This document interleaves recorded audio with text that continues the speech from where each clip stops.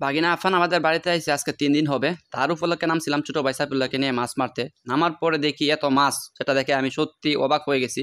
মানে এত মাছ কোনো সময় উঠে নাই জালে একটানে, এবং প্রথমবারই এত মাছ উঠছে, সত্যি খুবই অবাক করার বিষয়।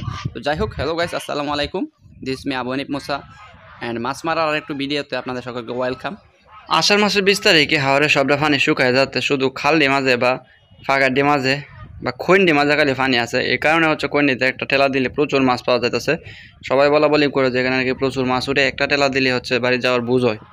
এই কারণে হচ্ছে আমরা দুইজন চলে আসলাম আজকে মাছ মারতে। তো তারপর আমরা হচ্ছে ঠেলা দিতেছি, দেখতেছি যে প্রচুর মাছ দৌড়তেছে, লাফালাফি করতেছে। আপনি যদি ঠেলা দেন তাহলে বুঝতে পারবেন যে মাছ উঠবে কিনা, কারণ যদি মাছ থাকে তাহলে লাফালাফি করবো। যাই হোক, এভাবে লাফালাফি দেখতে দেখতে আমরা হচ্ছে খানিতে বিরাইতেছি। অন্যদিকে ক্যামেরার আড়াল আছে আফান এবং তার সমবয়সী দু একটা ফুলাফান।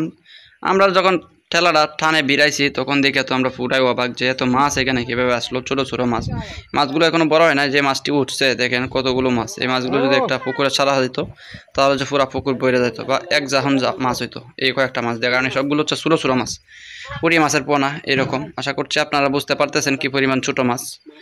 তো মাছের যেহেতু সংকট, এই কারণে হচ্ছে এগুলো খাইতে হবে। বড় মাছ থাকলে বড় মাছগুলো খাইতাম, ছোটো মাছগুলো ফেলে দিতাম। তো আমি অনেকদিন পরে মাছ মারা নামছি। ওরা নাকি সাইফুল্লাহ বলতেছে তারা নাকি বেশ কয়েকদিন মাছটা উজ্জা মারছে, মানে পানি শুকায় গেছে, খেতার মাঝে ওরা উজ্জা ধরছে, এরকম একটা অবস্থা ছিল।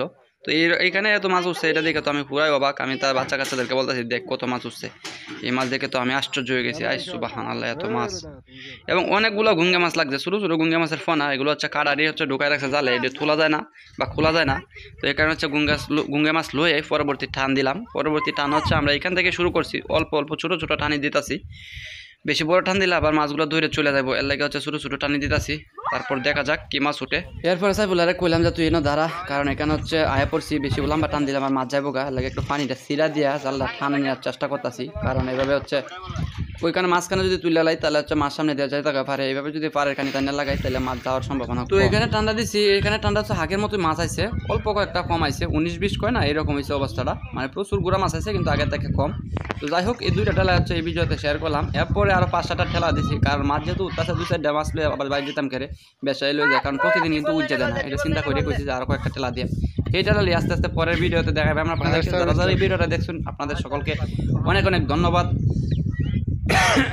ভালো থাকবেন সবাই, এবং ভালো লাগলে অবশ্যই ফলো অথবা সাবস্ক্রাইব করতে পারেন যেখান থেকে দেখে থাকছেন। আসসালামু আলাইকুম, আল্লাহ হাফেজ।